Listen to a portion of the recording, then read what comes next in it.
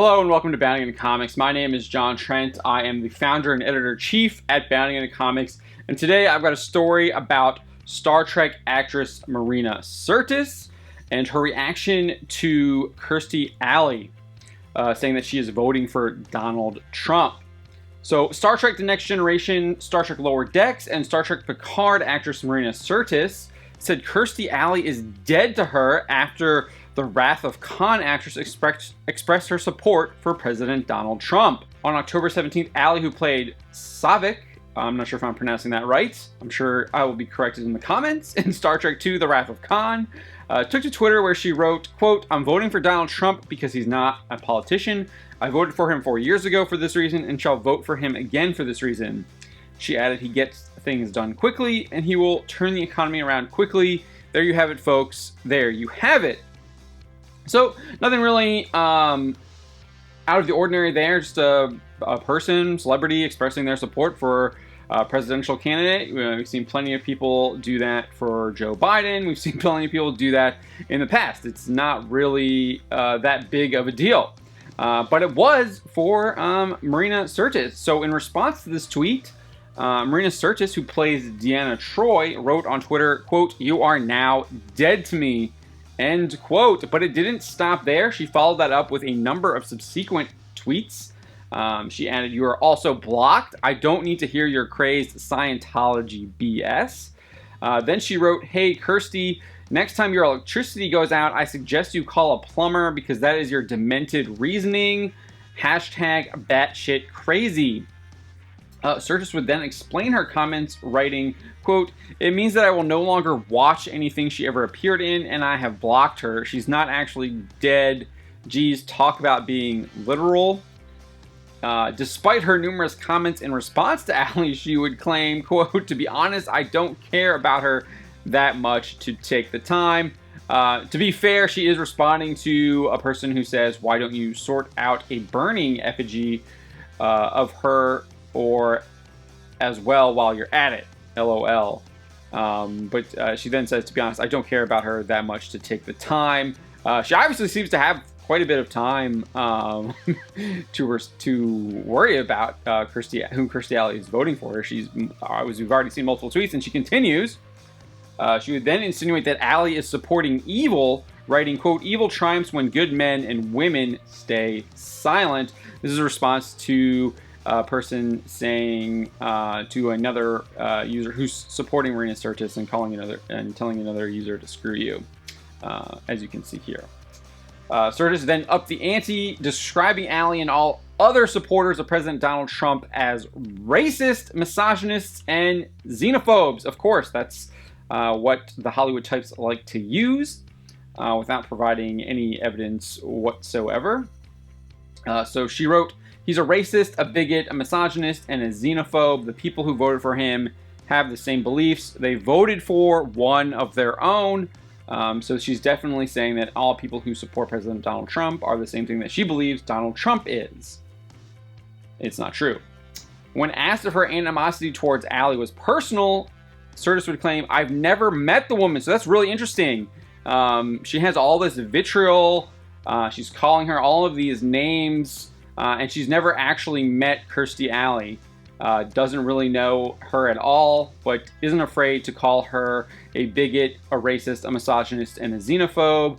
Say that she's dead to her and insinuate that she's evil. And she doesn't just insinuate that she's evil, she actually calls her evil. So this one person wrote, "I know you're a naturalized citizen, but here in America, we respect free speech. Please retract your condemnation of Mrs. Alley. It is un-American."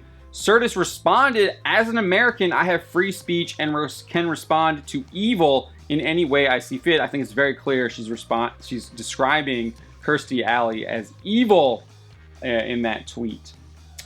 So if you've been following Bounding Into Comics, you know that Sirtis is no stranger to expressing her political opinions. Back in 2019, she did an interview with The Big Issue where she claimed that Republicans cannot be Star Trek fans. So she said, "You feel like saying, 'Did you watch the show?' because you're saying the exact opposite of what the show represents. It's an oxymoron. A Star Trek fan does not equal a Republican. It doesn't." She added, the people who I hear from on social media, I don't get how they can be huge fans of the show and my character and think the way that they do. It's very similar, I think, to what Eric Kripke was saying with The Boys that we covered the other day, where he thinks that Marvel films are leading people to embrace President Donald Trump and populists like him. It's mainly because a lot of these characters are usually, for the most part, good moral characters that are for truth and justice, and make the right decisions and call out what is wrong. Where these actors seem to think that they're doing that, when in reality that doesn't seem to be the case for many people. In that same interview, she also insinuated that supporters of Donald Trump are racist, something that she now outright says, as I noted previously in the video. So in the interview, Sirtis stated, "The thing is, I'm very outspoken. I say what I think. Trump and Brexit are both about immigration. That's the bottom line. And you know what? We've got to stop using euphemisms like I just did. It's all about immigration is a euphemism for racism. We sugarcoat it. That's how they get away with it. We've got to call it what it is. Fear of the other." She elaborated, and the other right now is people who don't have white skin or aren't Christian. I hate that we sugarcoat it and use euphemisms like populist. Let's call it what it is. Let's call these people out. This is how Trump is doing it. He's giving them permission to be their hateful selves because there's no consequences. They don't feel embarrassed to say the things they would have been embarrassed to say when Obama was president. Interestingly enough, back in 2018, she said that she was going to go back to the United Kingdom. I don't think she has, but this is what she said. It's like they pulled the scab off the wound and the pus is all pouring out. That's exactly the right metaphor. It's just disgusting. So I don't think I can live here anymore. I don't think English people are as bad. British people have a reputation across the world for being snooty, cold, and distant, but we're authentic. We're much more authentic than Americans. That's really interesting given the fact that she is an American, as well as I guess she is a British citizen as well. I think she holds dual citizenship. I'm not really sure that that is the stereotype. I think the stereotype is that Americans are much more authentic than the British. I think that's usually how it is. It might have changed over recent years, especially with everyone kind of espousing the same beliefs that it's not really authentic at all. So she might be right there, but for the most part, I think the stereotype is that Americans are usually much more authentic. So Sirtis wasn't alone in responding to Alley. Star Trek, the original series actor George Takei also responded. He wrote, "I actually don't care what Kirstie Alley thinks, and neither should you." He then added, "She's already in one cult, so this isn't a surprise." I really find it interesting that these people say they don't care what someone else thinks, because they obviously do care, because they made the statement saying that they don't care, because they cared enough to make that statement. So they obviously do care. They found it important enough to respond to that statement, so they do care what she thinks. So I just find that's absolutely hilarious to me, that they do this all the time. It's not fooling me. I hope it's not fooling you. So Alley has not personally responded to either Sirtis or Takei. However, she did tweet, quote, "I'm voting for a system. I've narrowed it down for myself. It's either a vote for a republic or a vote for socialism. It's okay if you disagree." That's really important there. She says it's okay if you disagree. That's wildly different from the rhetoric we hear from Sirtis, who basically said who did say Alley is dead to her.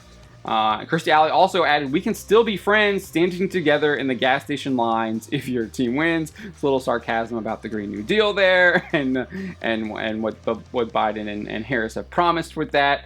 So it's a little funny there. But she does say we can still be friends. I think that is, you can just see the difference between what Alley is saying here and Sirtis, where Sirtis is like, she's dead to her, you're a racist, and where Alley's like, we can still be friends even if we disagree about policy points and who we're going to vote for president. And I think that's really important to point out, is that juxtaposition between the two here.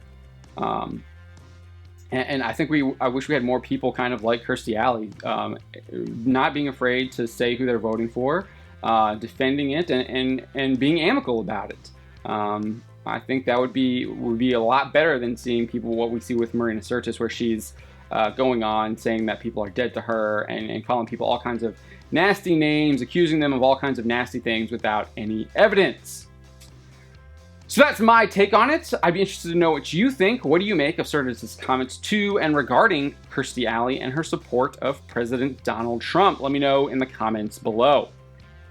And we'll see you with another video tomorrow.